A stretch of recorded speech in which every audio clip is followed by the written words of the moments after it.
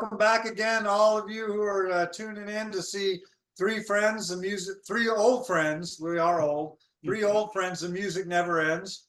It seems to be about weekly now. We're doing our playlist like we did in the old days, where we used to put on mixtapes and grab our vinyl and make a mixtape. Now we're doing it in the modern way with using the technology that we have. We get together every week. We spin some tunes. We listen to them. Each one puts on a song, and then we come back a week or so later, and we break them down. We analyze them. We talk about them. Why we like the songs and what it does for us. So this time it was my turn to pick the topic, and I decided, why not pick something like colors? I mean, there's lots of songs out there that have colors in the songs or in the titles. And so we got together and we decided to add a little bit of structure to it. Instead of just throwing it out and having whatever colors you had, we could have had a whole playlist on just black, songs with the word black in it, or white, or something like that. We said, no, let's go ahead and have some structure to it. So we all agreed that we would do red, white, blue, black, and then the last song would be a wild card where you could pick any color or songs about colors or anything you wanted at that point. So without any further ado, my name is David. My friends Mike and Jose are with us. We're just going to jump right into it and start talking about the songs. The first one, again, was Red. So we each picked one song with red in the title. And I started it off with something a little bit unconventional.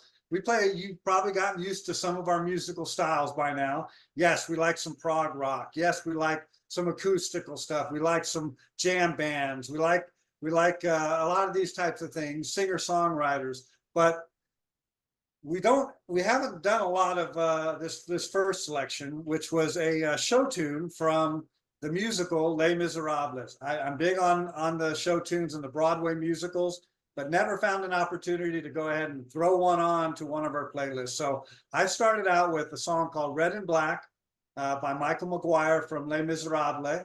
And we'll go around the room, but I started out with that one. It might catch some people a little bit off guard because it's not our normal style, but it has that red in it. It has red and black in it. And so, the chorus, when they get to that chorus and they talk about red, the blood of angry men, black, the dark of ages past, red, a world about to dawn. They're talking about the French Revolution and what's going on at that time. And so, again, if you've never seen Les Mis, well, you need to go check it out. But hopefully you can listen to the song Red and Black. And again, thought it was a cool way to start it off. Incidentally, our last playlist was about war. So this one followed right into the war theme as well. So I'll leave it at that. I'll start with that. Well, actually, let me also say then Jose put on Red Sector A by Rush. And Mike then came in with a song called Red by King Crimson. So those are the three songs. I'll open it up to you guys now if you want to jump all over me about my first selection. I'll go, Mike, if you don't mind. No, I thought it was a great way to introduce. Now we can all throw in our favorite Broadway music. I know we all love them. I love them just as much as anybody else. I've seen them. I've seen Hamilton. I've seen Man of La Mancha. I've seen Cabaret. I've seen various. So we all enjoy them. And full disclosure, I have some CDs lying around here that I'm sure I have them all. So, but yeah, and I thought it was a great way. And like we were joking, it's hard to forget it. Once you hear it, it's kind of stuck in your mind like a good Broadway song will do. You hear it and then that red, black, it's just one of those things. And I thought it opened up well. And what was interesting to me, it kind of came like an overture, because once that song ends, then my song hits, boom, like right out of the gate, like this overture, and then Red Sector A, which of course is, a little harder edge. It's it's not specifically about the Holocaust, but it really is. He never says the Holocaust or anything like that. Red Sector A by Rush off Grace Under Pressure. I always love that song, but it deals with, when they liberated the concentration camps, or one of them, he played off that. His family was involved in that. So Geddy Lee. So then we got followed up perfectly, I thought, with another progressive rock, Red, King Crimson. Great song, great instrumental. It's one of those songs where and I think we'll talk about this, but I think it kind of conveys Red, you know, dark overtone and stuff like that. It's conveying Red, and that's the name of the song. And I think whether it's out there or not, but musicians trying to convey in a lot of these songs the color of what they're singing about. So I know it sounds a little out there, kind of hippie-ish. I am kind of a hippie, so Mike, take it over before I embarrass myself more. Well, I thank you for singing the red black part, so I don't have to do Good point. that. But it was. We'll start with that. Obviously, it is a very noteworthy thing, and it's like two themes kind of going on there. You've got the patriotic, the revolutionaries.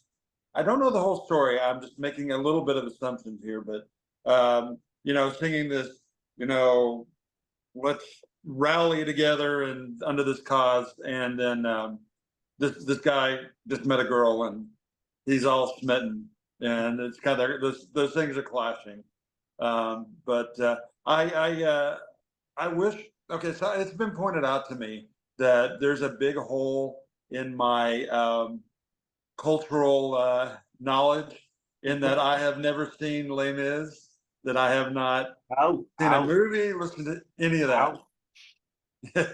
Yes. So it's on my list, and I'm very interested in the French Revolution and the terror and all that stuff related to it and what came after, and its influence on the United States and the formation of our system, for what it's worth.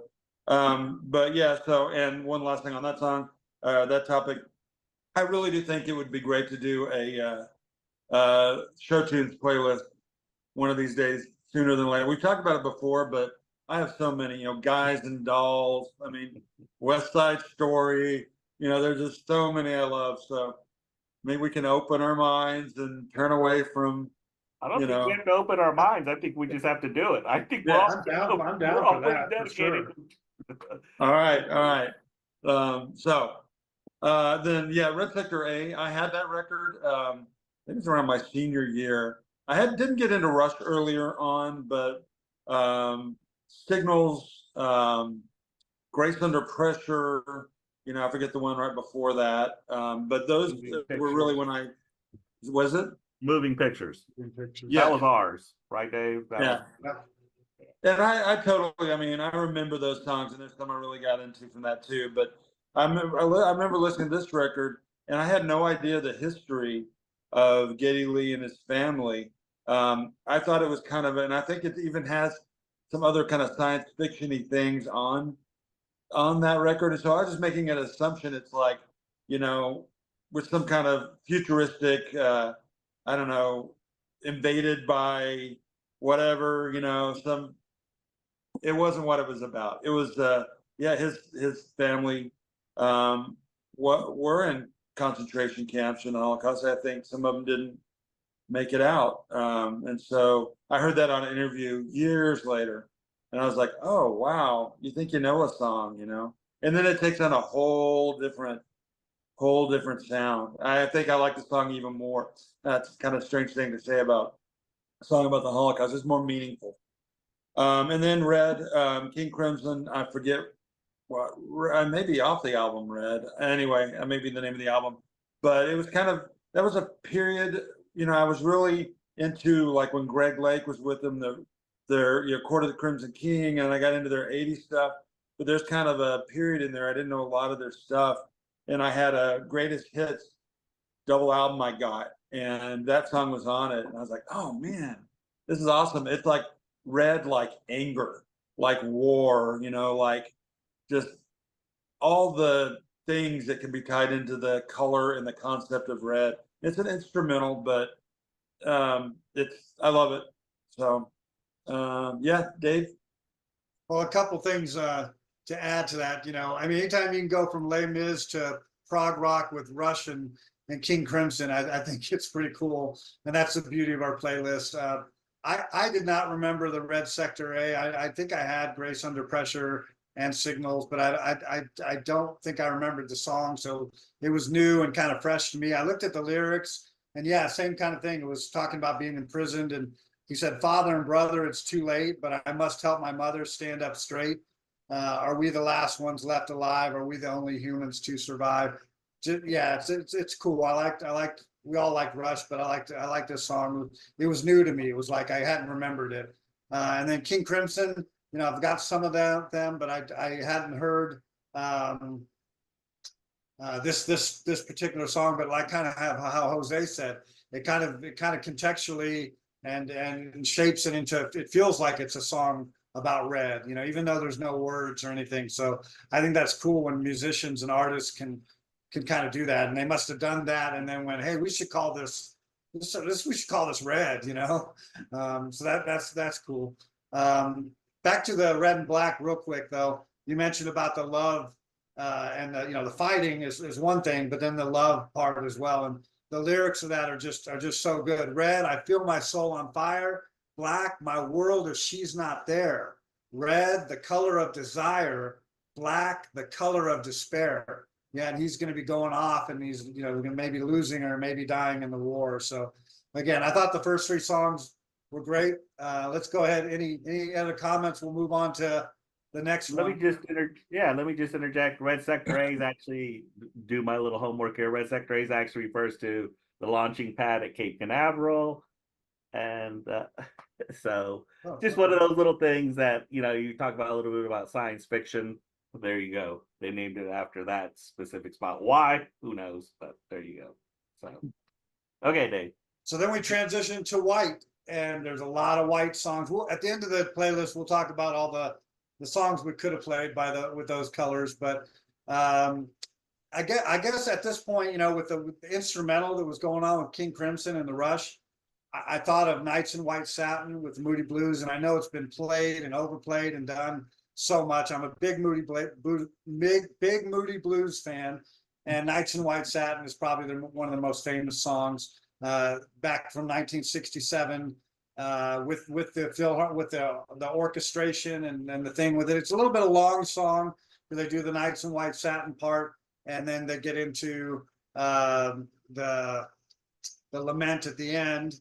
A couple things about that. Sorry, I got to turn my page real quick. So I didn't know this at all. I mean, you think about Nights in White Satin, I didn't even know what it was about after all these years. But I guess Justin Haywood said it was about changing from one relationship to another, and like with the sheets, like on a bed, like satin sheets, and you're changing from one to the other. I didn't know that. I never knew the meaning of it. But as I looked a little further into the last part of that late lament, it was written by Graham Edge, who was a drummer and did a lot of the poetry from Moody Blues, along with Mike Pinder. But it was Mike Pinder's voice that they did on that, and they actually said, "Hey, whoever's voice fits best here, doesn't matter. I'm not going to take the stage on that." And that's the thing about the Moody Blues, is they were all collaborative in what they were doing with their music. But at the end, it gets into the colors, and I think that's why I liked it. It's not so much the Nights in White Satin; it's the lament at the end where he said, the late lament where he says, "Cold-hearted orb rules the night, removes the colors from our sight. Red is gray and yellow white, but we decide which is right and which is an illusion." And I've always just loved that so much. So anyway, I put that on. I'll introduce the other two, and we'll kind of circle back to those. The second song was White Lights and Turpentine by Mo, and we'll talk more about that. And then Mike put on White Mountain by Genesis. And go, guys. What do you think? I'll go. It's White Lightning, Turpentine, and it's White Mountains, right? I sound like I'm Alex Trebek or something. Like, it has to be precise. It doesn't. But those are the two. We'll start with the Nights in White Satin. that was one of the first songs I think I ever heard where that you could minus, maybe the Beatles, Eleanor Rigby or something like that, where they could use an orchestra and rock and roll and it worked. And then to be so beautiful. And that's another thing that I wrote around here is a lot of these songs are really, we'll find out, are some beautiful, beautiful songs about color. Seems to go hand in hand, obviously. So that was one of those first songs that I ever heard when I was growing up, even before I met Dave, who introduced me to the whole universe of the Moody Blues. That was the thing. Now, White Lightning, Turpentine, and White Mountains. We lived in a real world, I mean, in a dream world, we'd probably switch those two songs. Because White Mountains kind of goes with thing. Now I got White Lightning Turpentine. I only put it on there because I love Mo, and B, it's one of their newer songs, and C, it had white in it. I don't even know what really this song is about. Yeah, it kind of is like he's running White Lightning and has been shot, or he has a bullet. Anyway, maybe y'all can help me out with that. But it's my song. So then, of course, White Mountains, Genesis. I love Genesis. It's off Trespass. I'm not going to go in my Genesis corner, but it's one of the greater songs that they ever. And it was you could see that was one of the songs where you knew they were going to be going for the next 5 years and improve on it when they, got Hackett and Phil Collins in the band. So there you go. Love both of love them all. All great. Yeah, I kind of agree. We can't plan ahead what's going to happen song to song, but if you think about it, it was like of the several prog songs we have on here, there was like 1, 2, 3, 4, 1, 2, 3. But I wouldn't change the order. So Nights in White Satin, I guess it's from Days of Future Past, and the actual whole piece is called Night, right? The Night. But the song that we're all familiar with, with the orchestration and the poem and everything, is outside of that is Nights in White Satin. I'm embarrassed to admit this. I think probably maybe similar to what you said, Dave. I thought the song was about something completely different. And like I'm picturing like knights on horses. And for many, many years I heard that song. And I'm like, okay, well, a knight, and he loves somebody, and whatever. It could have been like a Lord of the Rings thing or something. Yeah. You never know. But it's nights, not nights. Like Well, okay, yes, but I didn't pay attention. dancing with Well, the and I moon. heard it so many times at a younger age Right. that I was like, it kind of set in my mind. And then when the Makes sense. song came out, when I got the record, it's like the night. Well, it still could be night at night, whatever. I understand. Yes, of course, night, spending nights in white satin. That totally makes sense. And it's a more of a, I guess, romantic or, love lost, which actually we got some of that on this playlist. One last little thing. I'll make I knew a relative of mine. She sings, and at a younger age in the 70s, when earlier 70s, she was already in high school, and then she finished school, and she would sing sometimes at weddings for friends. And one of her friends asked her to sing, and she agreed. And this is the song they wanted her to sing at the wedding. And she's like, she listened to it, and it's like, I don't understand this. This doesn't make sense for this purpose, And so she politely declined to sing that song. I don't know if she actually did anything at the wedding, but in the end, but yeah. So I get that. So what was next here? White Lightning, Turpentine. Yeah, I was trying to figure out what it's about too, and I kind of have some loose ideas, but sometimes it doesn't matter. No, The it's song, a fun song. yeah, and I'm growing. We say this every time, but I'm growing to like Mo more and more, Mo and Mo. Sorry, this song I like it. Had kind of that old English kind of style of guitar at the beginning. Again, I don't know what we call it. I should look it up one of these days. Reminiscent of maybe how Beeswing was, that Richard Thompson song that I had on. But then it changes up, and it's like it goes into kind of this blues rock thing, and with a slide guitar. at times I'm like, this kind of reminds me a little bit of ZZ Top, like early on ZZ Top, or maybe a little Canned Heat or something like that. And I really like the change they did when they go into the chorus. But yeah, they go from this quiet thing to rocking out. I really like that. And then White Mountain, unlike your experience, Dave, I had a very hard time finding songs with white in the title. I mean, there were some, some like Whiter Shade of Pale and White Room, and that, yeah. What? White White Rabbit. Yeah. So you could have. Oh no, I'm thinking Rebel. Yet, never mind. Oh, well, yeah. So I didn't have that many, and I wanted to do something maybe that wasn't so well known. I guess I don't know. Like White Room is well known, and so White Mountain. Yeah, it's. I was scared to death that Jose was going to pick it, and then I'm going to like, what am I going to do? But you didn't. Thank you. So. It's a little bit longer song too. It's about kind of this allegory kind of song about a usurper coming in and stepping out of his death and getting put back in place, literally by having his throat ripped out. It's wolves, or the creatures. But another one, I'm saying this a lot tonight. Another one I missed the idea early on. I thought it was like the underdog. I didn't.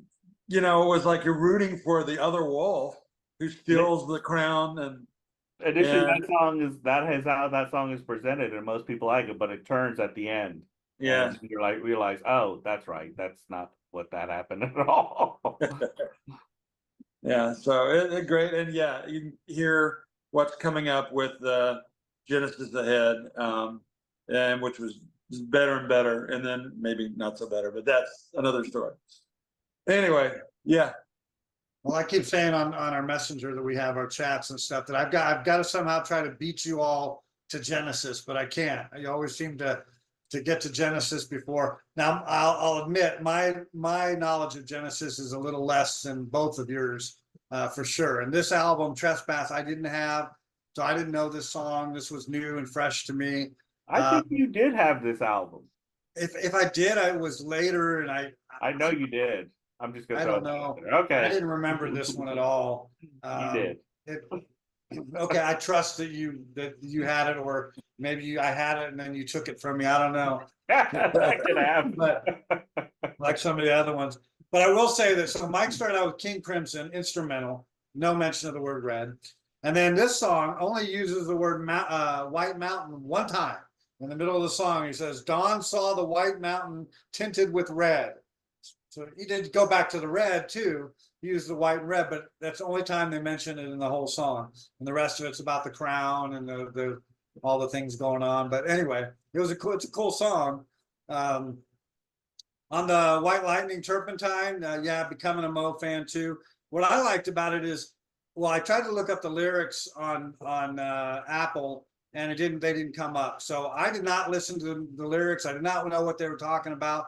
It didn't matter. I was just listening to the musical content of this, and what I picked up on was cool. And I don't know, you can tell me if I was hearing things or if it wasn't right, but was there like using like a xylophone? Xylophone, for sure. Something in there at the beginning. That was way cool. I mean, I love that. Every time I went back and listened to it, I went, man, that's a cool sound in it. And then, as Mike already mentioned later on, then they get into the whole blues, the slide guitar kind of thing on the guitar solo, which was again way cool. So liked both of those songs a lot.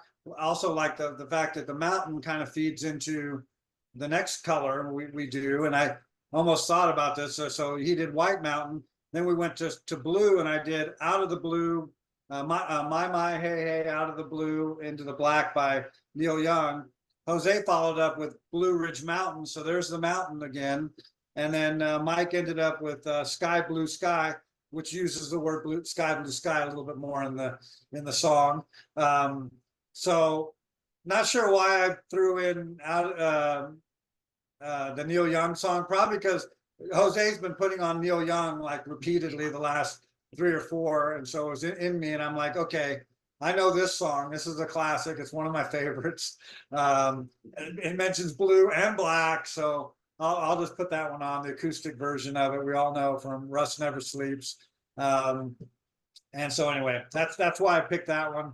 And then again, the next two, I wasn't familiar with either one. I'm going to go ahead and talk about those ones now instead of coming back to them real quick. So with those two, oh no, what I was thinking about with the Neil Young is, had I known you were going to do the mountain thing, I could have put Sugar Mountain, even though it's not a color, but they do talk about some colors in the song. So could have No, gone. we would have nixed that. That Could have no, gone mountain. no. Sugar's not a color. I get it. I got it.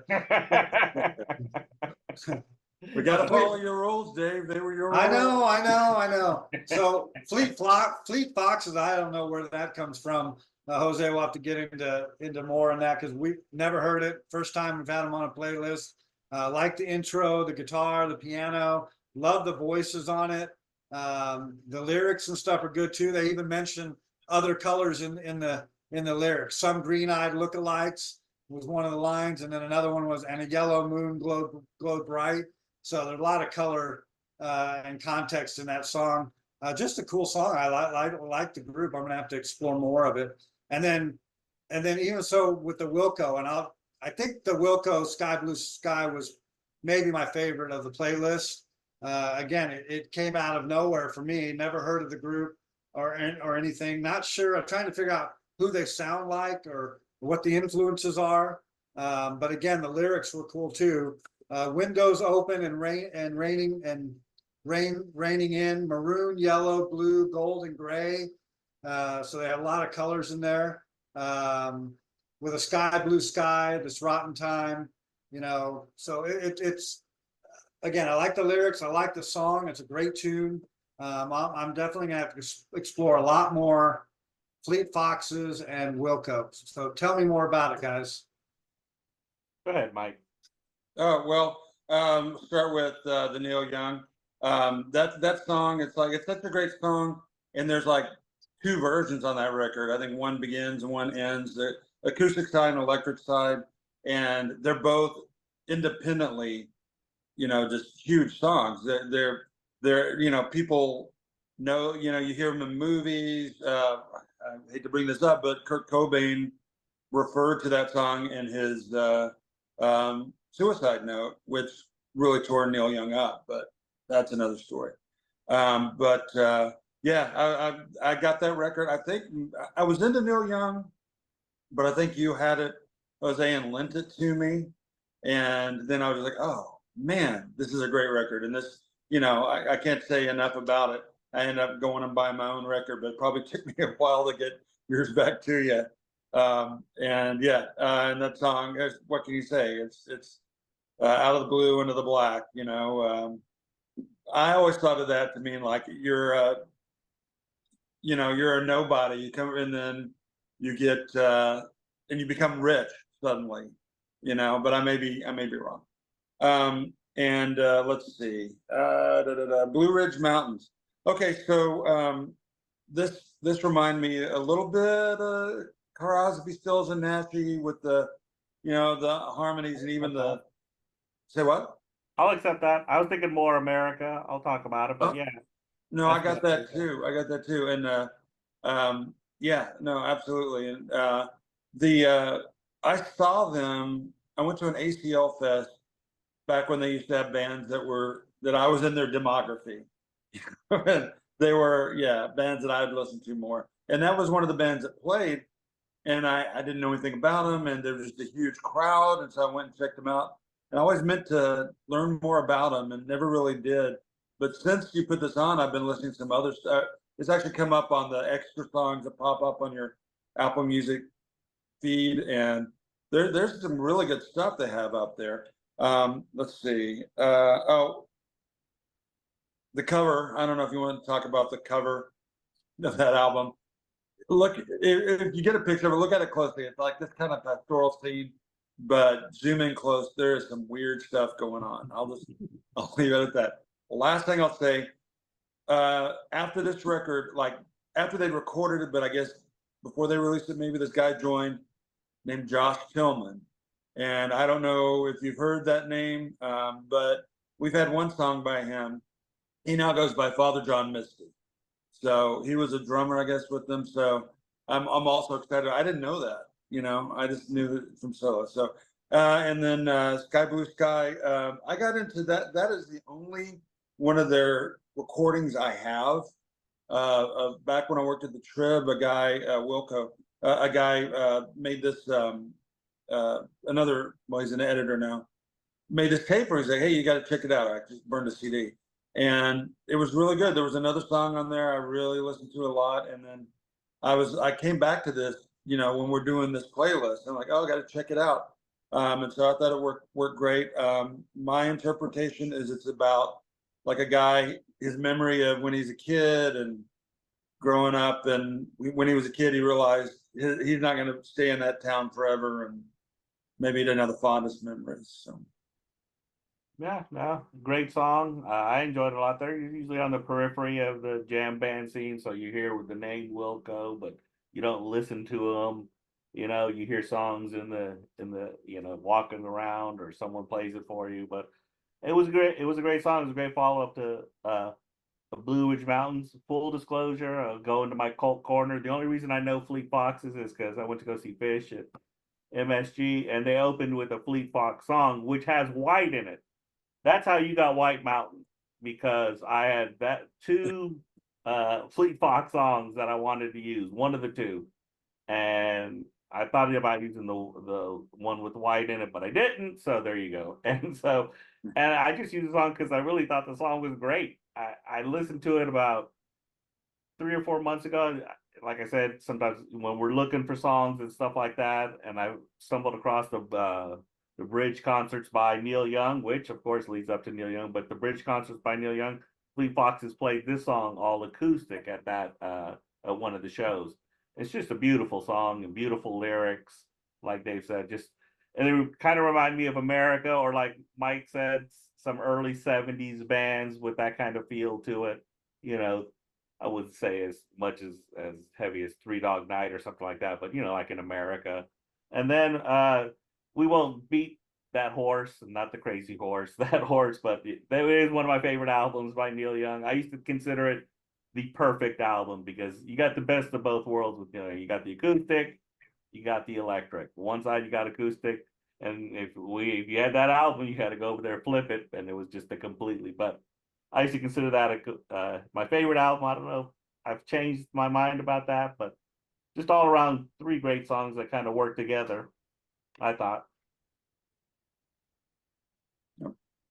Yeah, definitely. I thought they went well again. And I want to listen to more of Fleet Foxes and Wilco for sure. We've heard enough Neil Young. Well, there's never enough Neil Young, but so then we had to transition to Black.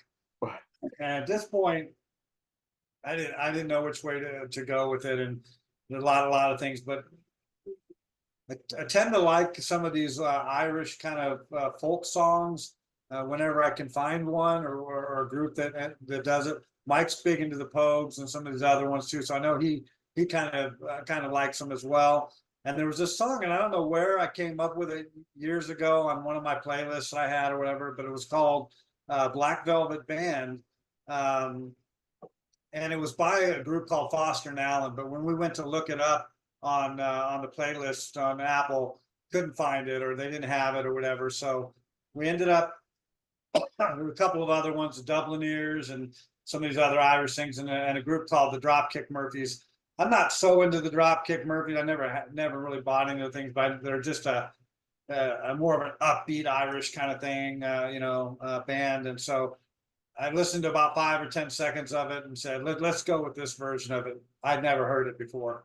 And I was quite, it's different than the original. The original is just a folk thing with an accordion and, and that kind of thing. And this starts out slow like that, and then just gets into the fast beat rock of the Dropkick Murphys. But the lyrics are, and the chorus is, her eyes, they shone like diamonds. You'd think she was queen of the land, and her hair hung over her shoulder, tied up in a black velvet band. And it was that black velvet band that he said he was smitten by, and it attracted him, and he had to follow it, and it got him in trouble. And I think he was conned a bit when she fills him with whiskey and porter and gives him a watch, and then all of that he was kind of set up, and so it's kind of a fun song. I'll just say that the other two songs were Jose put on Black by Pearl Jam, and Mike finished up with 1952 Vincent Black Lightning by another song by Richard Thompson. I'll stop there and then I'll come back to the other ones. But what do you guys think of Black Velvet Band? I really liked it a lot. I didn't think I was gonna like it. It's like this part of the playlist where we drink the espresso. We go from Fleet Foxes, Blue Ridge Mountains, Sky Blue Skies, and all of a sudden we're in some pub somewhere, just going listening to the Black Velvet band, and it's a great song. I really like it. It pumps you up. Like I said, sometimes our playlists need a little rock and roll in there to make sure we're still breathing. And so I thought it was a great introduction. It kind of reshifted the tone a little, which I enjoyed as well. And of course, what do? Get it with this Pearl Jam Black, which, and I know we talked about this a little, but none of us were really into the grunge scene. And it's funny, the only time I really heard it, obviously, was if you watch MTV, or I had a friend who, he was in high school, and we go out there and play volleyball, and anyway, that music would be playing. He'd be playing this album, and so you got to learn it a little. But I was never like, I'm going to listen to Pearl Jam, and Pearl Jam has just as big as a following as any other band out there for sure. So I thought, let's put it in, and I really enjoyed the song a lot. I think it's a great song. It's about a relationship and letting go and that kind of thing. Some great lyrics in it, and so I enjoyed it actually. And again, that's kind of a whole. It's not. I would say a whole. It's not very well represented on our playlist for sure. I don't think we're all going to just start going, grunge all of a sudden. But What year was that? What year was that? 92 or something around there. So okay, so yeah, Pearl Jam wasn't in my Right. jam scene, because around that time I was getting married and having babies, and I wasn't listening to Pearl Jam, I don't think. But it's good to come back maybe to it, and I Right. did like the song, yeah. Right. That's why I thought I'd put it on, just to kind of, hey, let's we don't represent them as often. Let's listen to see what they have, and go from there. And then of course Mike brings it back down a little with Richard Thompson, who we're all obviously saying big fans of. Talking about the Velvet Motorcycle. Mike can talk about the song a little more and its meaning. But it's just a nice little great song. Like I said, he's really very talented, and the song was a cover, well received, or people cover it a lot. Bob Dylan covered it at a concert Really? at some Really? point. That's what I heard in my reading this. Yeah, it's been covered by a lot of people. I think Bob Dylan was one of the people who covered it. So take that for what it's worth. Well, I'll go backwards, starting with that one. That was my total entrance into his music. They played it on the KGSR and sometimes on KUT here, back when there was more of that kind of music locally, and you could hear that on the radio pre Clear Channel. Yeah, it got a lot of play, and it's a it's a moving song. As I mentioned my daughter before, I don't want to embarrass her, but I'm kind of this song and Bees Wing, which I also put on before. She liked both of those, and I know they brought her to tears. They're just such sad songs. The guy in the song is James. So little.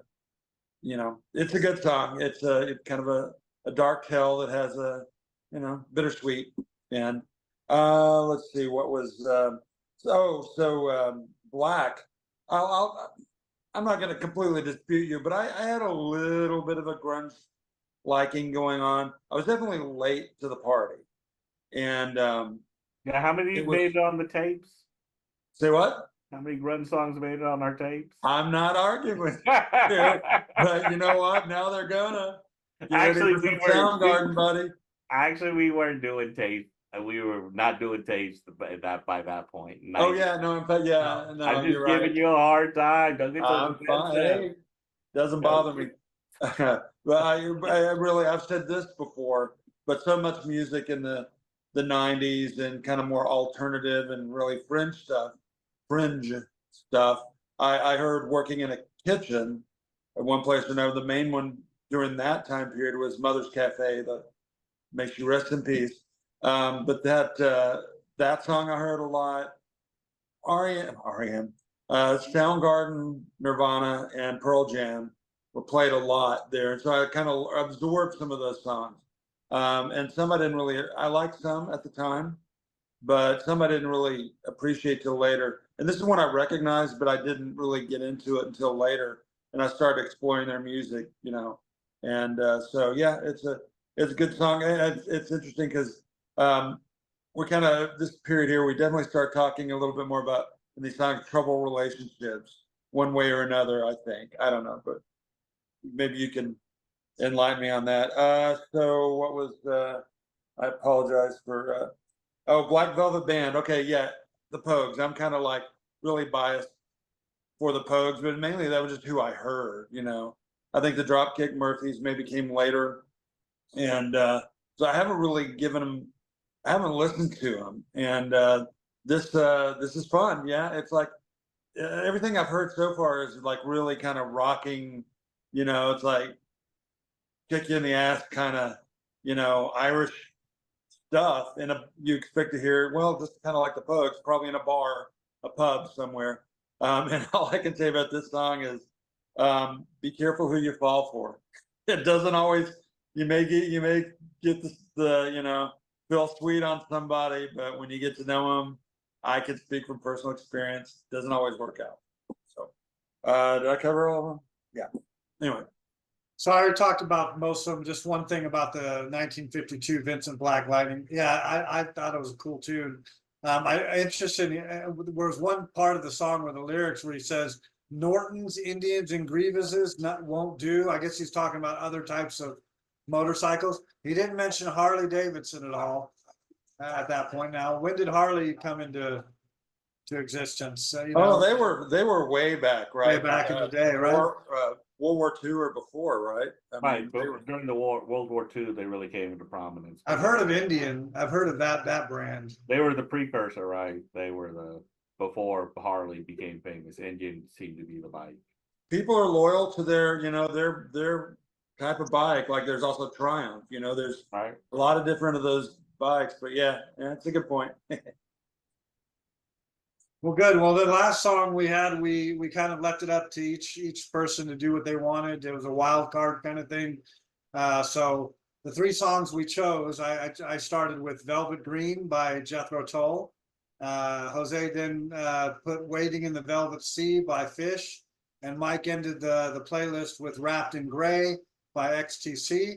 Let me talk a little bit about those. So Velvet Green's off of, you know, originally off Songs from the Wood, which was my favorite Jethro Tull album.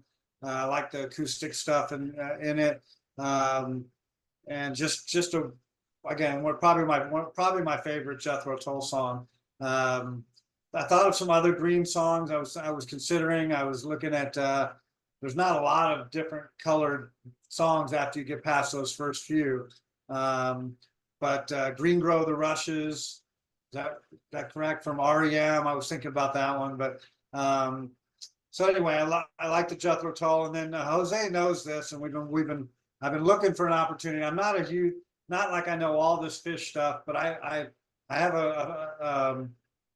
probably 10 or 12 or 15 of the songs that I've known before we started doing these playlists, and Waiting in the Velvet Sea was one of the ones that I had on that I always like to play. So interesting that they both have the word velvet in them too.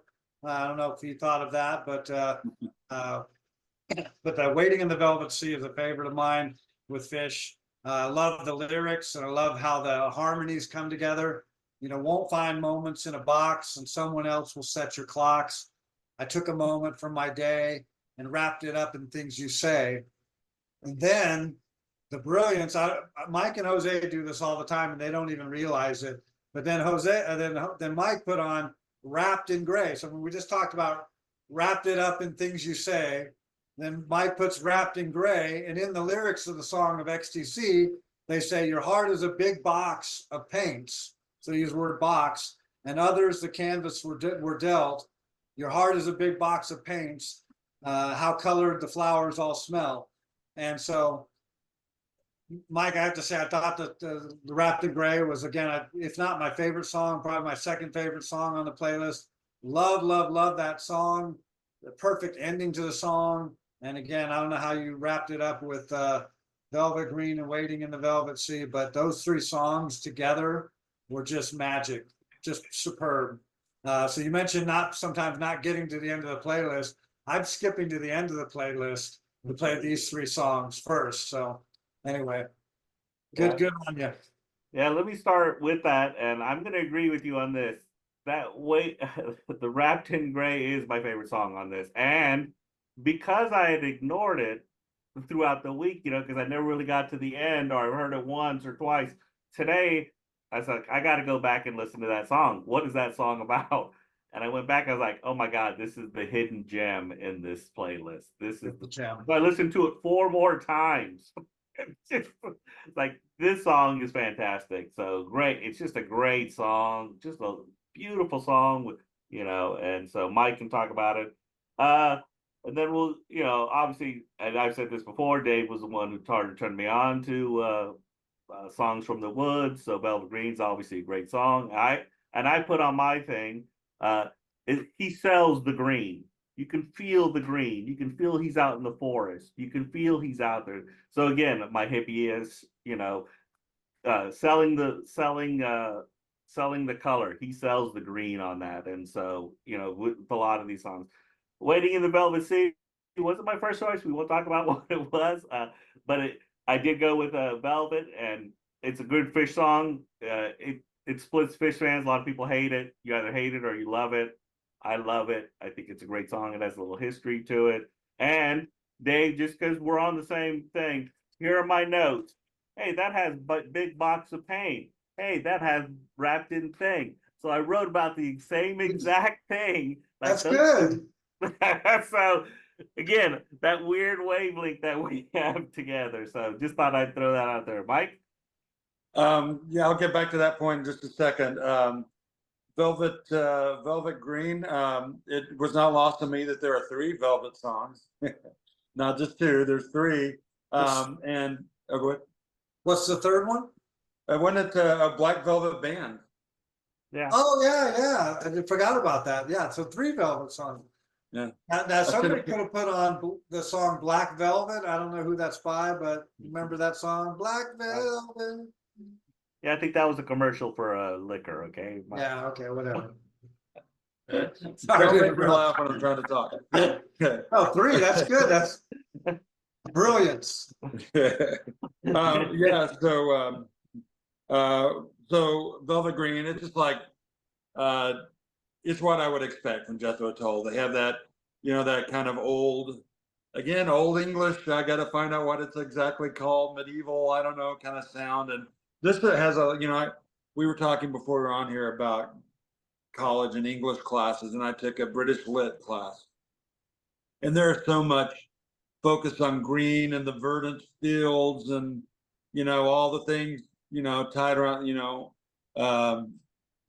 tied into that. And yeah, that's where they went. It was good. I like it. And again, the Velvet, it paints a picture, velvet, the velvet green, and then Waiting in the Velvet, it was another one I wasn't really sure what it was about. I knew it back in the day. I didn't know it. I heard another one of the same restaurant. There was a guy who was way into fish. And so that was about 88, 87, somewhere there. And that was, I remember it clearly from the end. I would have played Waiting in 88. That came out in like 96. Oh, 96? Yeah. Did I say 88? I meant 98. Oh, that okay. was, I was there for, 90, whatever. I went back and worked there for a while. My bad. And so fact checker. There you go. You got to keep us honest. But there's not a lot I can say about it. I like it. I'm trying to remember. Made a note here. Let's see.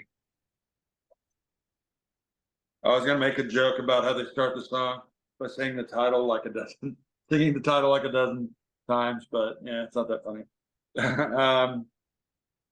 Yeah, I That think just this turns is a lot of the Fish fans on who don't like that song because they keep repeating "Waiting in the Velvet Sea" and get a 6-minute version that's live, which are usually pretty much better than the studio version. The studio version kind of stinks, but yeah, people don't like that "Waiting in the Velvet" because they keep repeating it and then they keep repeating it and then they keep repeating it. So yeah, there's some hate for that for sure. well, but I'm just teasing about it. I could see in a certain frame of mind that would work out just fine. I'll leave it at that. And so yeah, I liked it. I do need to learn more about them. They definitely have. There's a sound now that I can really kind of pick out. And I'm not saying all the songs are the same, but I really recognize even Trey's solo stuff. Although he really does a lot of, he expands into soul, R&B and stuff. When I saw him play at another ACL Fest, he did this old whatever that it was like, ooh child, things are gonna get easier. He plays that. Yeah. Yeah. So I was like, wow, okay, I'll give this guy a chance. Did you see he played with Bruce Springsteen last week and sang a Bruce Springsteen Kitty? I forget what the song is, but the song he doesn't play very often. I saw photos of that. I have not seen a clip, but there you go. Enough of Fish. Stop talking about Fish. But anyway, the reason I like this, and then Wrapped in Gray. Okay, so it's one of my favorite. I don't know. I love a lot of their music, but it really does, especially the first 100 or 2 times that I heard it. It's like it kind of got me right here. It's like it's something. The sound, the harmonics. I mean, the beautiful arrangement, the piano, and the harmony a little bit, and all that. It's just, and the message is it's like don't let them get you down. Don't let them sell you a gray world. Go paint with your colors. And he's not meaning literally paint with your colors, but obviously, but it's like stand up. And the last line is, at the very least, you can stand up naked and grin, and which I love that ending. And I did not get the connection that you talked about, Wrapped in Gray. They're wrapped in. I don't know. I was thinking right there. Right there for the picking. Dave saw it immediately. I thought about it too. Like you said, Dave, when they say box, and then he uses a big box of paint, which is that's right. The lyrics in the XCC are just excellent, and so yeah, I made the connection. And I also thought what I really was going for. When we talked about we're going to do that, like whatever the choice of choose your whatever color at the end. I was like, well, this really does. It talks about colors and paint and really kind of. I did that on purpose. So what else am I going to say about that song? And I will wrap it up. My wife doesn't know much about their music. We were on a cruise one time and they had an exercise room, and she took my iPod, if you remember what those things are, almost as old as 8-track. And she was listening to my list, and she's like, there was this great song. And she's like describing it, I'm like, that's Wrapped in Gray. And so she hasn't become an XTC fan, but I was like, all right. We have something in common musically. We have more than that. And the very last thing I'll say is the other song I put on here by them was No Thugs in Our House. And just contrast those two songs. They had a huge progression from when they first, and that wasn't early. That was like middle period. Their first stuff, they tried to be kind of like a quirky pseudo punk something. And there's some interesting songs there, but this is like Andy Partridge, the singer on this song, and writer and guitarist and writer of a lot of their songs. He really got into this more ballady kind of thing, and so I plan on putting more on. But I thought that's how I wanted to win it. I appreciate what you guys said about it. I liked all these songs. I thought the last 6 especially kind of really went well together. Yeah, one thing I forgot to say about the XTC song there at the end is you kind of alluded to it. it was the next to last line or whatever, and I forgot to flip my paper where it said, "Don't let the loveless sell you to a world wrapped in gray." And that to me is like, yeah, that's perfect. That's awesome. So again, great comments, you all. I guess we usually end these things a little bit and talk a little bit about maybe some of the songs we didn't pick, or some of the ones that missed the playlist. Any notable Color songs? You mentioned a few of them already. We mentioned White Room and Whiter Shade of Pale and some of those. I'm thinking there were some like Painted Black by Rolling Stones. Right. That was Black Sabbath by Black Sabbath. I thought of Man in the Silver Mountain by Rainbow. Just any kind of colors out there. Yeah. I had a really long list, and I can barely remember now what they were. If I could reference it real quick, I had a ton of songs, but the two that blew, I had two different ELO blue songs, Mr. Blue Sky. I thought of that one, yeah. Actually, there was Mr. Blue Sky, Boy Blue, and Bluebird is Dead. Those are all songs I like by them, but Mr. Blue Sky almost was my song. I had Blue Morning by Foreigner, and I also had Blue Light by David Gilmour off his solo album. That's awesome. And then, of course, but probably been played before, but Tangled Up in Blue by Bob Dylan was one I had thought I might put on there. So yeah. Yeah, thought overall it was a great playlist. Well, good. Well, Yeah, that's me a too. wrap then, and we'll close it out. Again, if you like what you're hearing, subscribe and tell a friend.